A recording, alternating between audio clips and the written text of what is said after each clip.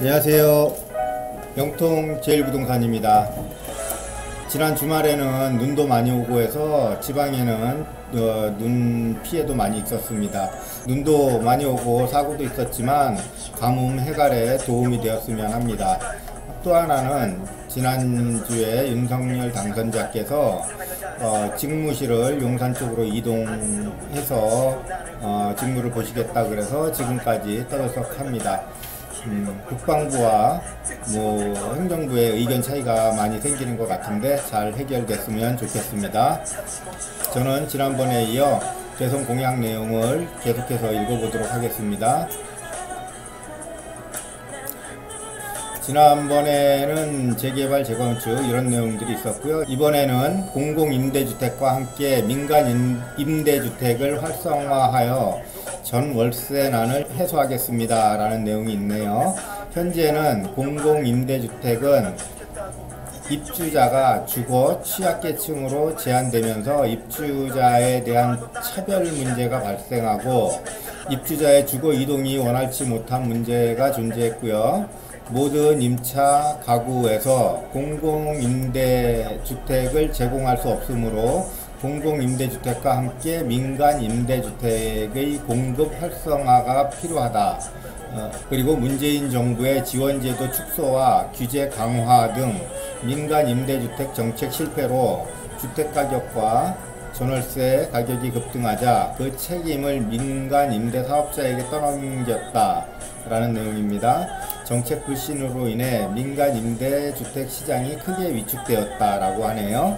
그래서 약속을 했는데 어떻게 했냐면 세제 및 금융 지원 강화로 장기 민간 임대주택 시장을 활성화하고요.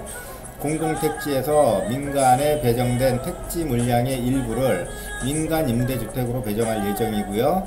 10년 이상 장기 임대주택 양도소득세의 장기 보유 공제율을 현행 70에서 80%로 상향하겠다. 임대주택 사업자 지원정책 중단 방지를 위한 제도적 장치를 마련하겠다라는 내용입니다.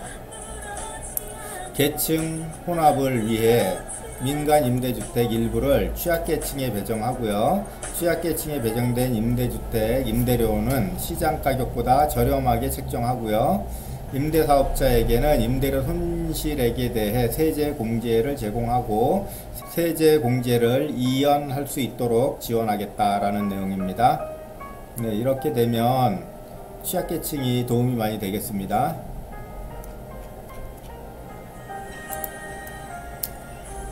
다음, 부동산 세제를 정상화하겠습니다 라는 내용이네요. 현재는 우리나라 GDP 대비 부동산 관련 세제 징수액은 OECD 국가 중에서 최상위권에 속하고 거래세는 가장 높은 나라 중 하나이며 보유세 징수액도 최근 급격히 증가하고 있다. 문재인 정부의 부동산 세제 강화로 무주택자의 주택구매와 유주택자의 주거 상향 이동이 어려워지고 계속 주거하려는 유주택자들의 보유세 부담이 늘어났으며 징벌적 세 부담의 증가로 세입자들에게도 큰 피해가 미치고 있다라는 내용입니다. 우리나라가 35,000불의 나라가 되었고요. 그리고 수도권이나 대도시 같은 경우는 집값이 12억 원 이상 돌파하는 것들이 많아져서 세부담이 상당히 많아졌습니다. 재산세 나오고 종합부동산세가 상당히 많이 나왔다고 합니다. 약속을 어떻게 했냐면 부동산 세제 전반의 정상화 방안을 추진하고요. TF를 구성해서 부동산 세제를 부동산 시장 관리 목적이 아닌 조세 원리에 맞게 개편하고 보유세는 납세자들의 부담 능력을 고려하여 부과 수준과 변동폭을 조정하겠다고 합니다. 부동산 공시가격, 공정시장 가액 비율 조정을 통해 부동산 공시가격을 2020년 수준으로 환원하겠다.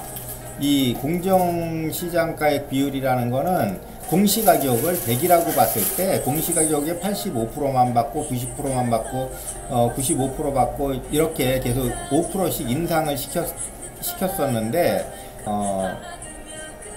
2000년 수준으로 낮춰서 받겠다라는 내용입니다. 그리고 공시가격 산정 근거와 평가 절차를 투명하게 공개하겠다. 네, 요거 공개해야 됩니다. 같은 아파트 단지에서도 차이가 많이 나는 곳이 있고요. 지자체 공시가격 검증센터를 설치, 중앙정부 공시가격 상호 검증하겠다라는 내용이고요. 향후 공시가격 현실화 추진 계획을 재수립하겠다. 지금은 아까도 말씀드렸지만 공시가격 100%에 대한 세금을 받는 게 아니니까 이걸 현실화해서 재수립을 하겠다라는 내용이고요.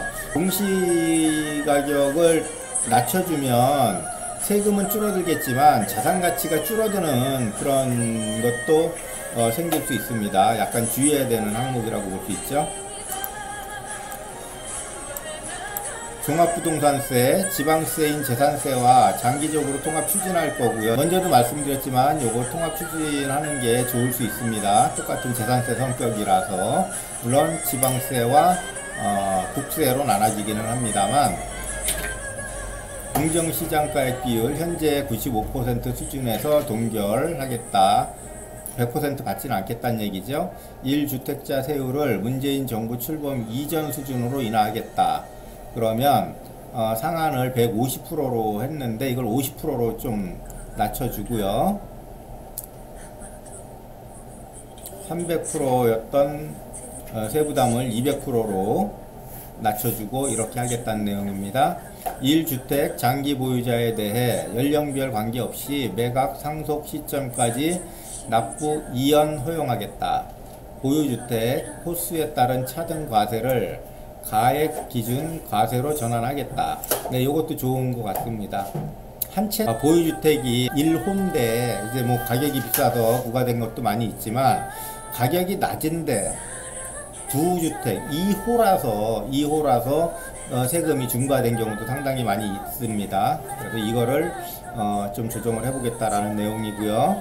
양도소득세 다주택자에 대한 중과세율 적용을 최대 2년간 한시적으로 배제하고 부동산 세제의 종합 개편 과정에서 다주택자 중과세 정책 재검토하겠다라는 내용입니다. 2년 안에 팔아라 라는 내용이죠. 취득세 1주택자의 원활한 주거 이동을 보장하기 위해 1에서 3% 세율을 단일화하거나 세율 적용 구간 단순화하겠다. 예전에 단순화 됐었었는데 이게 문재인 정부 오면서 뭐 6억에서 9억 구간 뭐 이런 것들이 생기고 그래서 좀 되게 복잡해졌었어요. 그러나 이제 단순화 시키겠다 그런 내용이고요.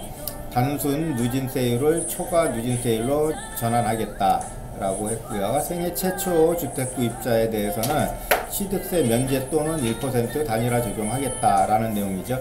지금도 물론 하고는 있지만 더 확대시키겠다라는 내용이 맞겠죠. 조정 대상 지역 2주택 이상에 대한 누진 과세를 완화하겠다. 네, 좀 전에 말씀드렸던 그 비싸지 않은 저가 주택을 두 채 갖고 있을 때 이 세금이 상당히 많이 중과가 됐었는데 이런 내용을 완화시키겠다라는 내용입니다. 오늘은 세금에 대해서 어느 정도 혜택을 어떻게 줄 것이냐에 대해서까지 알아봤고요. 다음번에 나머지 부분 계속 알아보도록 하겠습니다. 지금 눈도 오고 난 다음에 날씨가 많이 쌀쌀해지고 있습니다. 아무쪼록 오미크론도 조심하시고 감기도 조심하시고 각별히 건강에 유의하시기를 바랍니다. 저는 영통 제1부동산이었습니다. 감사합니다.